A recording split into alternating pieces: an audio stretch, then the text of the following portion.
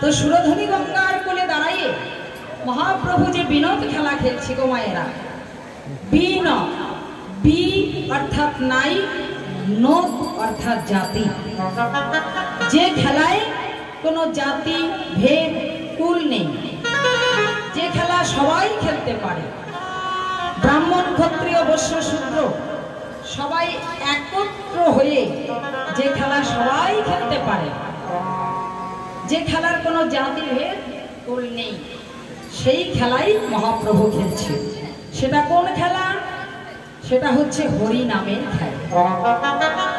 এই হরি নামের খেলায় সবাই যোগ দিতে পারে। এই হরি নামের খেলায় কোনো বাজ বিচার নেই, সবাই খেলতে পারে। তাই মহাপ্রভু আমার সেই হরি নামের খেলা খেলিতে লাগিলেন। কেন? আমাদের মতো কলির জগৎ জীবকে উদ্ধার করার জন্য, জগৎ ধন্য করিবে বলে আজ মহাপ্রভু আমার হরি নামের খেলা খেলিতে খেলিতে সুরধনী গঙ্গার কোলে তিনি আনন্দে বিভোর হলেন। এবার মহাপ্রভু আমার হরিনাম করছে আর নিত্য গীত করছে। এদিকে মহাপ্রভুর এক অন্যতম ভক্ত, সে দূরে দাঁড়িয়ে দাঁড়িয়ে মহাপ্রভুর সেই লীলা দর্শন করছে আর দুটি নয়ন জলে বহু ভাষায় কাঁদছে। মহাপ্রভু তো তিনি অন্তর্যামী, সকল ভক্তের হৃদয়ে বসে থাকেন, তাই তিনি সকল ভক্তের অন্তরের কথা তিনি বুঝতে পারেন।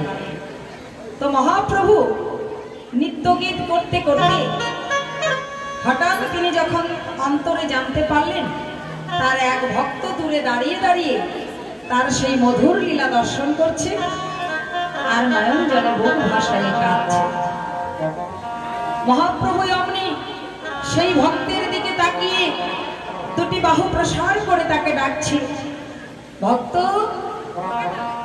তুমি আমার কাছে এসো। সেই মহাপ্রভুর অন্যতম ভক্তটি কে বাবা?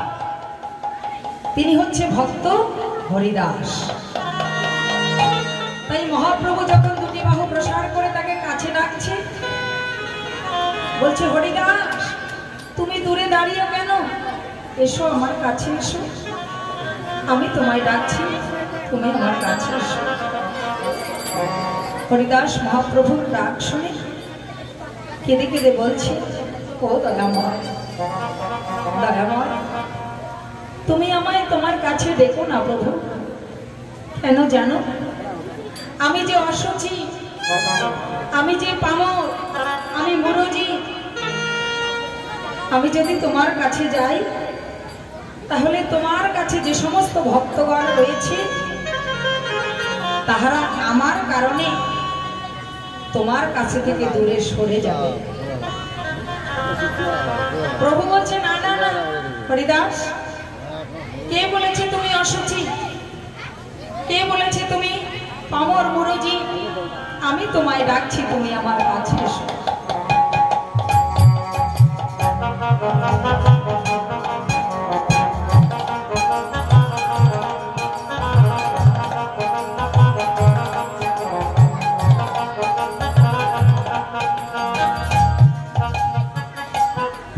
আমি তোমায় ডাকছি, তুমি আমার কাছে এসো। হরিদাস বলছি, প্রভু আমি তোমার কাছে যেতে পারবো না দয়াময়। আমি যে এই যে অসুচি দেহ নিয়ে তোমার কাছে গেলে তাহলে তোমার ভক্ত তোমাকে ত্যাগ করে চলে যাবে। মহাপ্রভু বলছে না না না, কেউ তোমার কাছে থেকে দূরে সরে যাবে না। হরিদাস আমি তোমায় ডাকছি, তুমি এসো। কে বলেছে তুমি অসুচি? তুমি তো দিবানিশি কৃষ্ণ নাম করো। যে দিবানিশি কৃষ্ণ নাম করে সে কখনো অসুচি হতে পারে? শোনো হরিদাস, মুচি হয়ে শুচি হয় যদি কৃষ্ণ ভজে, আর শুচি হয়ে মুচি হয় যদি কৃষ্ণ ত্যাজে। তুমি দিবানিশি কৃষ্ণ নাম করো, কে বলেছে তুমি অসুচি? হরিদাস কেঁদে কেঁদে বলছে, দয়াময় এই নবদ্বীপের গোটা বৈষ্ণব সমাজ, কত পণ্ডিতগণ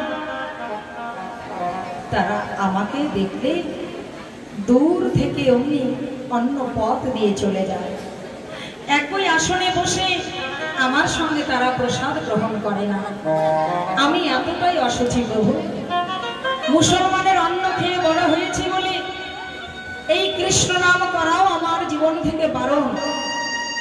এই কৃষ্ণ নাম করেছি বলে আমাকে মুসলমানের কত ভক্তগণ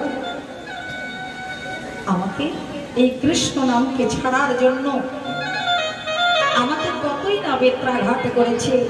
তুমি তো দয়াময়, তুমি তো সবই জানো প্রভু, কিন্তু বলো তো প্রভু, আমি তো কৃষ্ণ নাম করি না, কৃষ্ণ নামই তো আমাকে নিয়ে করায়, তাই তো আমি করি। আমার কি সাধ্য আছে কৃষ্ণ নাম করবার মতো? তাই প্রভু, আমি যে বড় অসুচি পামর মুরজি, আমি যদি তোমার কাছে যাই